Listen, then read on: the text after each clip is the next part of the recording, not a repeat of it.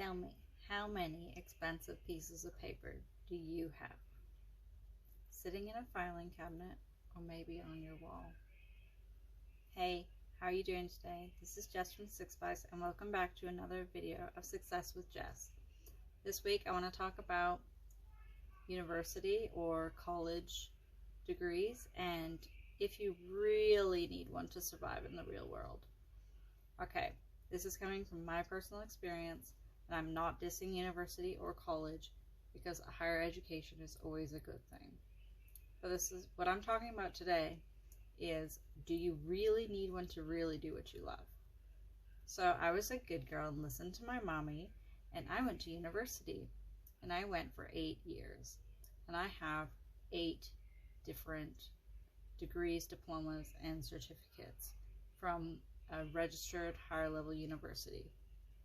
And I have one course away from another one that I just didn't end up finishing because I just got tired of going to graduations and they really didn't mean anything to me anymore. Ironically, the very last thing that I studied in university was business, and that's when I kind of fell in love with business.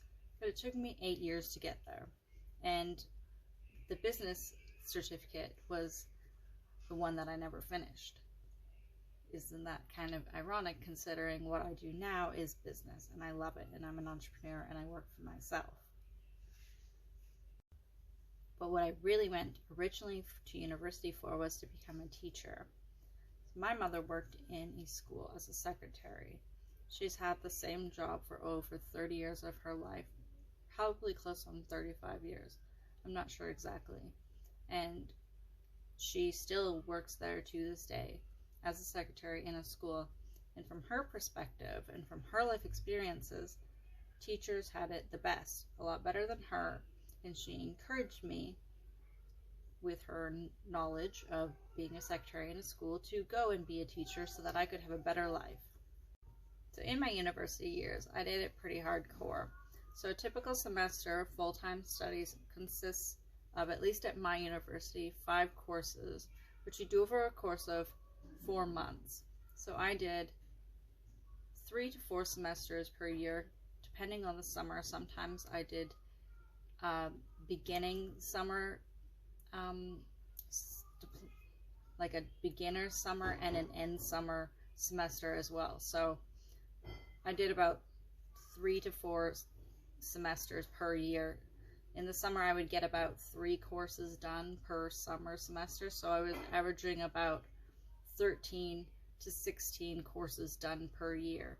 You get typically around 4 credits a course, so my studies really ranged. I did a lot of different things and gained a lot of different skills, but I don't think any of them actually applied anything to do with what I do right now with my business and the skills that I actually need to make money. I certainly did not use them at university or learn them there. Sure, I learned about philosophy and economics. I studied linguistics. I became an English as a second language teacher. I kind of was self-contracted myself, and I taught students from around the world, from Japanese students in Mexico, China, Germany, like all over the place. And I worked for a different language school. I walked in with my resume and I got a job right away. I did that to a Korean school. I walked in there one day and presented myself and just walked out with a job. It wasn't really hard for me to get an English as a second language job, considering they saw my extensive range of education and hired me basically on the spot. And that did me well for a few years, but it really wasn't where my heart was. And this is how I know it. It's because on my way to work, I would get into car crashes. As I was leaving the house, I had a baby at that time. I have an older son. He's 10 now.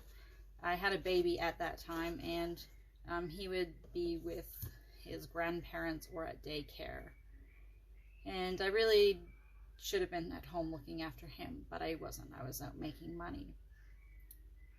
And to be really honest with you, I was not happy at all. I didn't like what I did. I gained joy out of certain classes, but for the most part, I really didn't like teaching.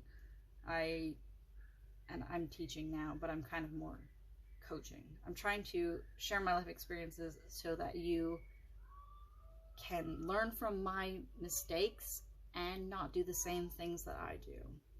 I didn't like having to, this is what I really didn't like, because it's not that a teaching that I don't like. I didn't like getting up at 6 o'clock in the morning and driving through traffic. I had to commute, so it was probably like 45 minutes to commute. I didn't like not being there for my child. I didn't like always having to bring work home, and I really didn't like being tired all the time, and I didn't like only having fun on the weekends. And I don't even think I had fun on the weekends because I was still probably studying, because that's pretty much all I did during my 20s. I wanted something more out of life, but I didn't know that it was entrepreneurial. So before you go to university, or even if you are in university right now, make sure that what you're studying is truly your passion. I did a lot of interesting things. I got my degree is a general studies degree, which is completely useless in the real world. I didn't get a major, but I got a minor in art, visual arts, and I studied art history and photography. Mostly. I did some painting classes, and it's really interesting. I love painting now, but when you're in a class where you have to be do structured painting activities, oh, it's really a joke. Honestly, like, you could take classes on YouTube and learn more than what I learned in that painting class. Sketching classes were literally like a nude model coming in and you sketched her. I'm pretty sure that you can learn that on YouTube. You don't have to go to university and do expensive visual arts classes to sketch a nude model. You'll probably get more out of it from tutorials on the internet. That's seriously me being extremely honest with you. University classes are literally a book that a teacher has picked up, read, created a syllabus from, and lectures off of. I've seen it again and again and again, and I have taken my fair share of university classes. You can find these books anywhere.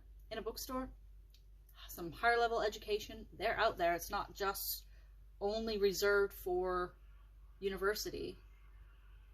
If you really want to learn philosophy, go get some philosophy textbooks and read them. That's all you have to do. You don't need to spend hundreds or maybe thousands of dollars on a philosophy class to learn philosophy.